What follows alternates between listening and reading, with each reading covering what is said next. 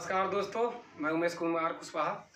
मैं कुछ दिन पहले आपको बताया था कि एफएमडी का वैक्सीन कैसे लगता है। आज चूँकि एफएमडी का वैक्सीन लगाए हुए मुझे 21 दिन हो गए हैं, तो आज मैं बताऊंगा कि पीपीआर का वैक्सीन कैसे लगाते हैं। और चूँकि बीमारियों का सीज़न चल रहा है तो आपको वैक्सीन में बिल्कुल एक्टिव रहना होगा।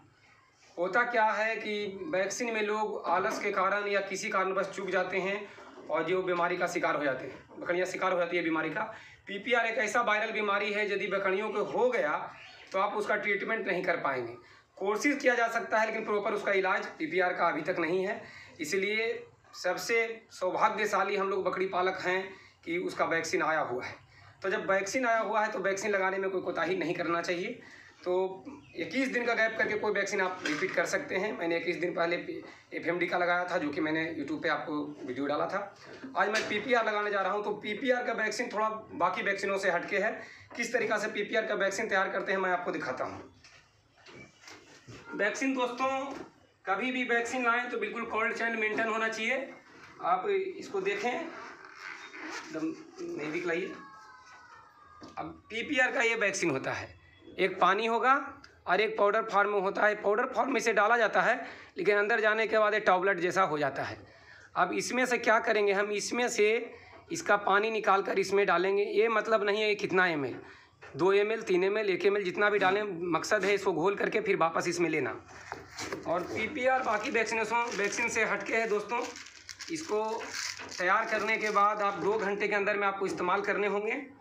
अगर 2 घंटे में आपने इस्तेमाल नहीं किया तो फिर वैक्सीन ख़त्म हो जाता है। तो देखिए मैं किस तरीक़ा से करता हूँ।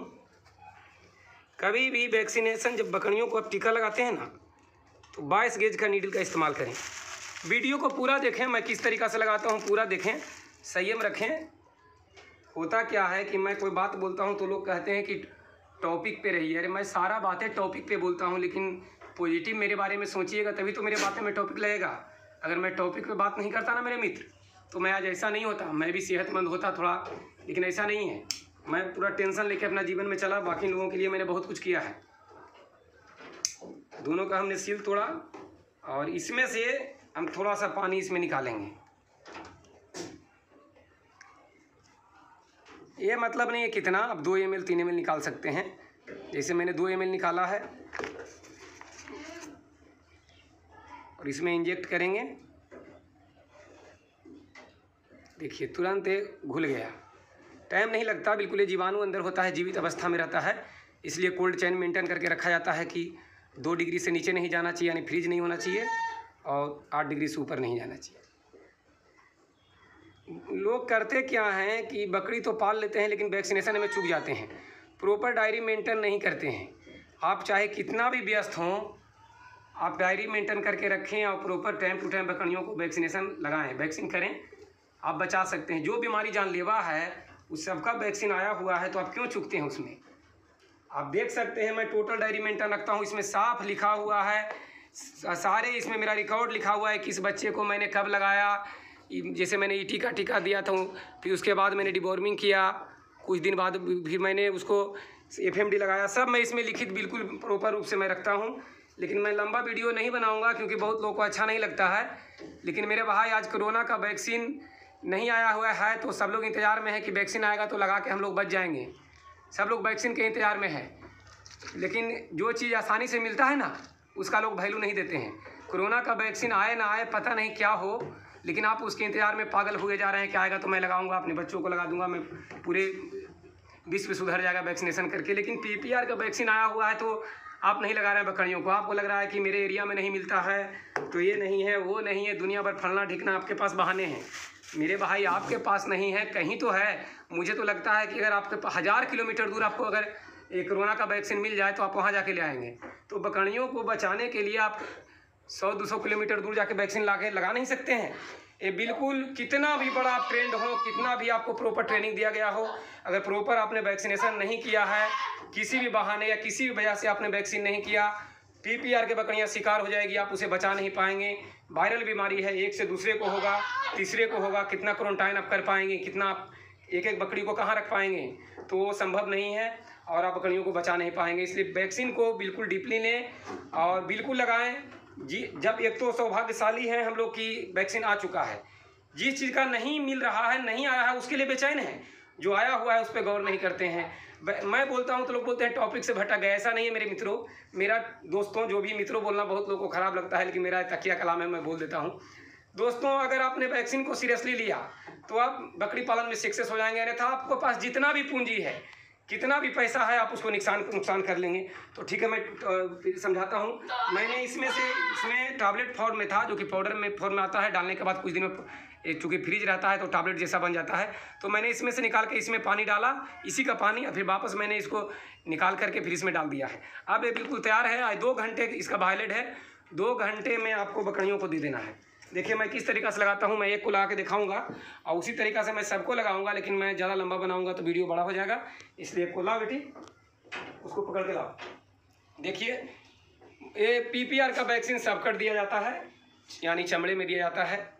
और मित्रों, दोस्तों, कभी भी वैक्सीनेशन को सीरियस लें और बात को समझें। अगर vaccination proper time to time नहीं किया, कभी भी मेमने को जब 4 मंथ एज हो जाए तो PPR का वैक्सीन लगाएं।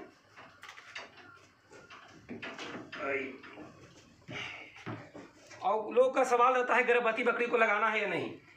देखिए, आ जाओ मनु, उसे आ जाओ, खोल के आओ। आप PPR का वैक्सीन है जो गर्भवती बकरी को नहीं लगाना चाहिए, ऐसे प्रेग्नेंट बकरी को नहीं लगाना चाहिए।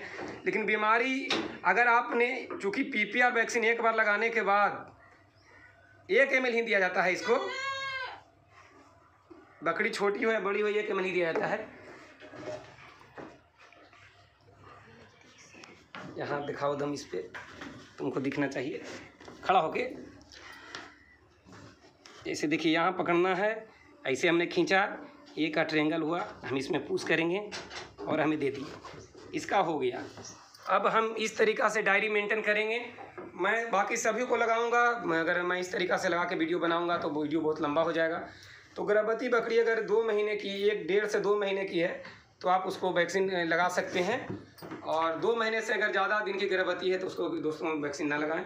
और यदि आप टाइम टू टाइम वैक्सीन लगाते हैं तो चूँकि 3 साल वायलेट है, PPR का वैक्सीन 3 साल तक वर्क करता है, लेकिन प्रत्येक बार से सुरक्षा देखते हुए आपको लगा देना चाहिए।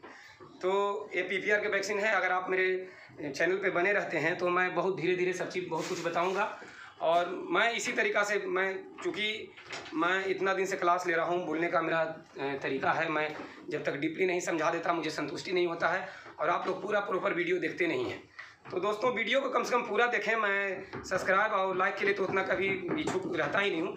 लाइक के लिए तो मैं 12 बोलता हूँ कि लाइक करते हैं तो हिम्मत बढ़ता है, तो मैं जल्दी वीडियो डाल देता हूँ। और ऐसा नहीं है कि मैं गिड़ा के सब्सक्राइब और लाइक मांगूंगा, कभी नहीं, ये हो नहीं सकता।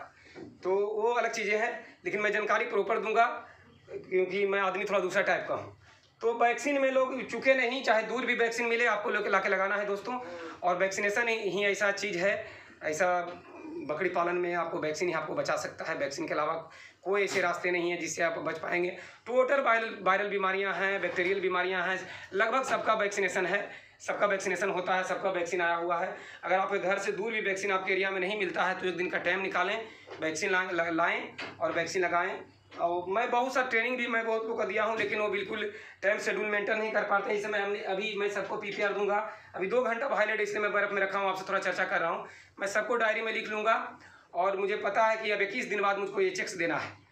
तो कोई भी वैक्सीन का बीच का गैप का आप कम से कम 21 दिन रखें, उसके बाद वैक्सीनेशन आप करते जाएं। वैक्सीन को सीरियस लें। जिस तरीक़ा से कोई भी अगर काम आप कर रहे हैं और उसमें बहुत आगे बढ़ना चाह रहे हैं तो उसका जो भी कमियां हैं उसको दूर करें। तो वैक्सीन पर पूरा ध्यान दें दोस्तों। धन्यवाद, थैंक यू।